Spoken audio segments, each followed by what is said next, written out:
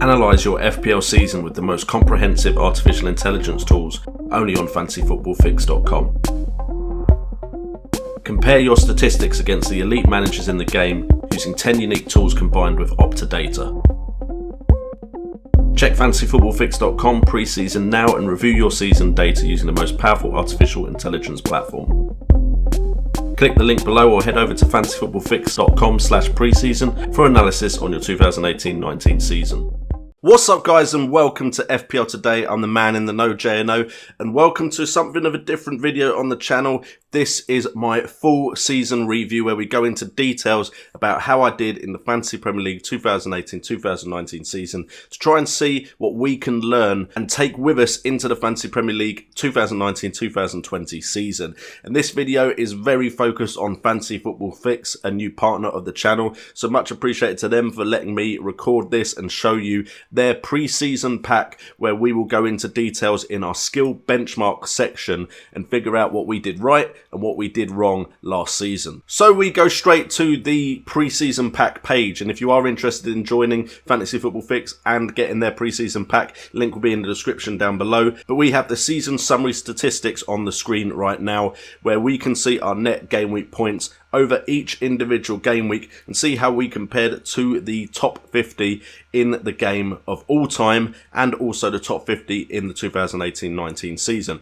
And as we can see, there is a lot more red in that top 50 section for the season than there is in the all-time top 50, which makes sense because they did very well, the top 50 of last season compared to the all-time top 50. It was one of those seasons where a lot of very good players didn't do as well as they usually would do. What we can see if we hover over the page is we do have game week 25 where we were 23.36 points behind the all-time top 50. That was probably our worst game week. That was, if memory serves me correctly, a very important game week for a lot of people. And I pray I don't get this wrong. I believe it was blank game week 25.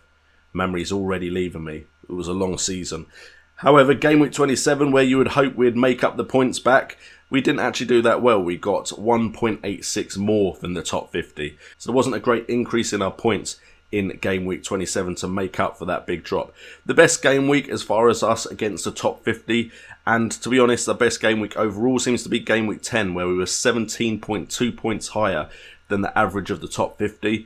And then also the average of the all-time top 50, we were 22.78 points higher than they were in that game week. Also, 21.48 in game week 8 and 12.82 in game week 8 over the top 50 seems to be our second best game week. You've also then got their captain success rate, scoring more than 5 points for a captain choice.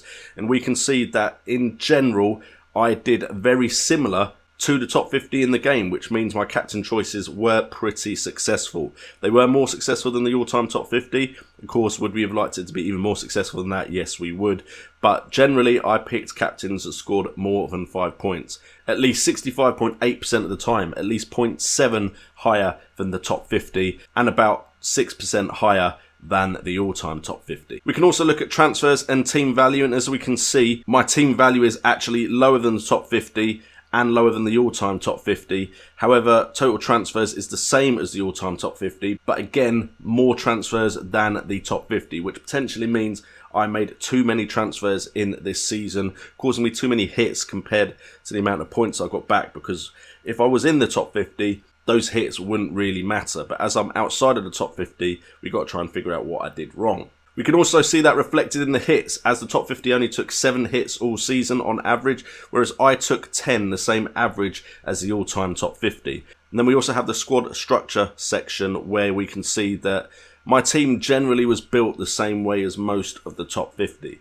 This is good to look at because you may potentially see that a lot of people spent more in midfield than you did, or more in defence or less in defence, and that is a good way for you to learn what the top 50 potentially did that you missed out on. And then we can actually click on the check your skills benchmark page, which goes into even more detail. We won't go into every single section, but as you can see, we do have the best transfer that I made immediate and long term, which was Aubameyang to Aguero in game week 25, 17 points gained from that transfer. And then we've got Ings to Jimenez being the longer term best transfer.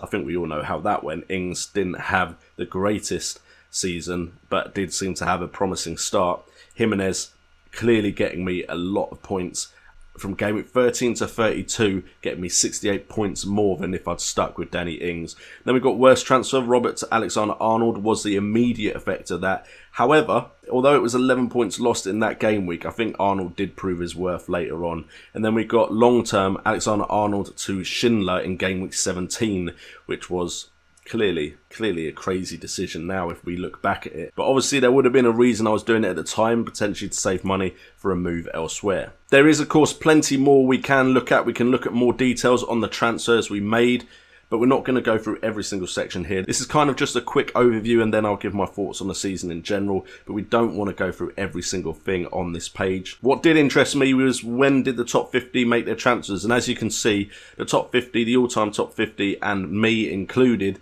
generally make our transfers on Saturday before deadline or on the Friday. You do get some Sunday transfers from the top 50, potentially to capture price rises and negate price falls, but in general, the best players wait for as much information as possible. Also, another good thing to look at is the amount of your team budget spent on certain positions. As we can see, 40 odd percent, 41.9, 42, 41.7 is what me and the top 50 of all time spent on our midfield. Around 24% is what we spent on our strikers, around 25% spent on defence, and around 8.6 to 8.9% spent on goalkeepers. And then you've got effective budget as well, which I think is a good addition to this. As again, we can see that around 45 to 46% is what was spent on midfield. Forwards around 25 to 26%, 21.9 to 23% on defenders. I spent probably less on defence than they did, and then 5.6 to 5.9 for goalkeepers.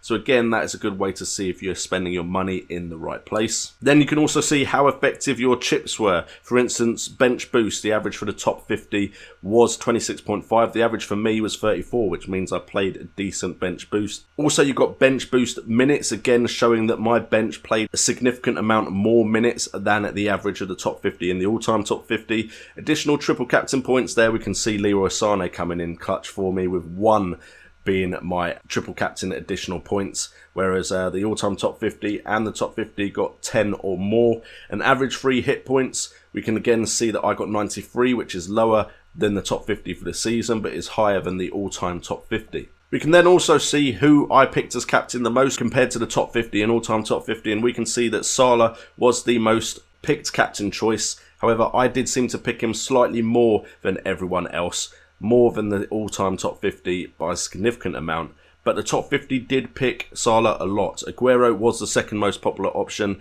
Kane was actually the most popular option in the all-time 50 outside of those two, whereas it was Sterling for the top 50. And for me, it was Aubameyang. Then Son, Mane and Pogba are the ones that show up significantly for me. Hazard and Aubameyang, with Sterling, the one significant for the all-time top 50, then Hazard, Kane and Aubameyang for the top 50 of the season. You can then also break it down to see how many points you got from those players compared to everyone else. I got more points from Aguero and Salah than the top 50 and the all-time top 50, but then you can see that I got none from Kane at all. And my Sterling return is only 8 compared to the return of Sterling of 16.56 and 22.68 for the all-time top 50 and the top 50. But all of this, of course, you can get if you join Fantasy Football Fix pre-season pack. And another great addition here is you can create a Game Week 1 squad as well if you are bored and you want to get ready for the new season. These prices are, of course, a guesstimate, but I have found that traditionally they are pretty close to the prices that the end game will have. And of course you can then see all the new transfers coming in and see what Fantasy Football Fix think their price will be for these players. So if you are interested, it is the top link in the description down below. Now, as far as how I feel my season went, I think my season, as I do believe the skills benchmark shows, was significantly affected by the amount of hits I took. I think I took too many hits, I made too many transfers trying to restructure my squad. I think the Schindler transfer in for Trent Alexander-Arnold and the Trent Alexander-Arnold in for Robertson is kind of proof of that. I also think the triple captain chip, if I'd played that correctly and if I hadn't rushed into it with Sané, then potentially that could have been a much better chip for me. I think any sort of decent return from my triple captain could have seen me in the top 10k. Triple captain chip is generally one that I seem to not play correctly. I always seem to play it in the earliest possible double game week.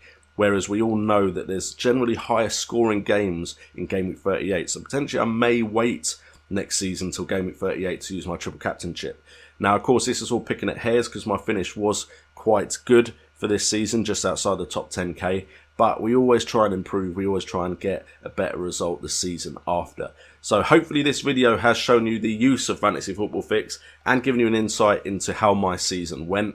If you have got any insight into your own season, please leave it in the comments down below. As well as hitting that like button if you enjoyed this video, also hitting that subscribe and that notification bell if you want to be as ready as possible for the 19-20 Fantasy Premier League season. Also check out the various links in the description down below if you want to support the channel in any way. I know it's the time of the season where a lot of you want to chill from FPL, so I completely understand the fact that the views are lower, but thank you for those of you that are still here. I've been JNO, this has been FPL Today, and remember, it's all about the game.